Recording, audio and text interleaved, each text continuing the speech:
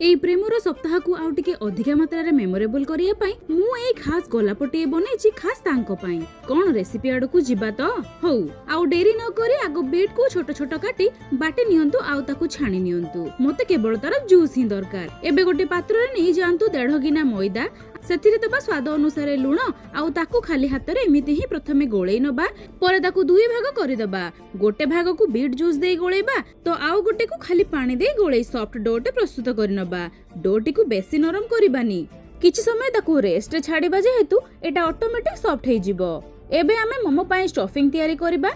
तो सेथि पई मु एडी सोयाबीन बॉडी को किछि समय आगरु ही बतरे देइथिली ताकू भलरे धोई नै चिपुडीबा आउ ग्राइंडिंग जार रे देई 3-4 सेकंड पई ग्राइंडिंग कर दबा। देखि पारुथिबे बॉडी पूरा बाटी दरदरिया हे गला।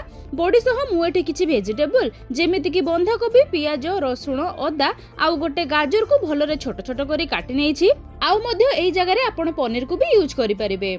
हौ एबे कड़ाई बसे सेथिरे दियंतु तेल आउ तेल गरम हैला परे जीरा को देई फुटांतु आउ ता परे छोट कटा रसुण अदा कंचा लंका सहित चुन चुन कटा पियाज को देई हल्का गोल्डन करी भाजी नबा।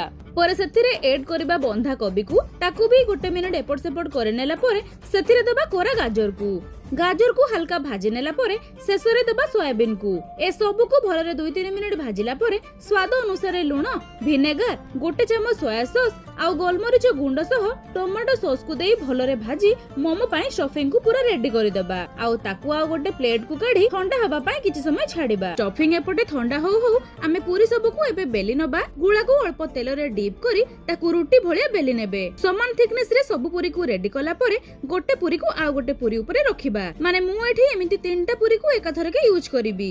परे बनै रखि दिबा। स्टफिंग भी ठंडा हे जाइथिबो ताकू आने पूरी रो मझी पोर्शन रे पूरा लाइन करी रखि देबा। एबे पूरी को हाथ रे फोल्ड करि नबा परे गोटे साइड रो रोल करी करी शेष जाय जिबा।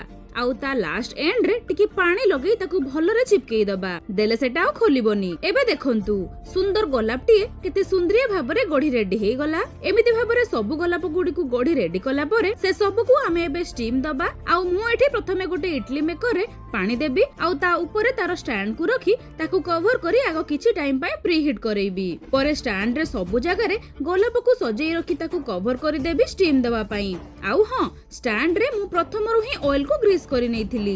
एबे सब को हमें 10 रु 15 मिनिट स्टीम दबा पई छाडिबा।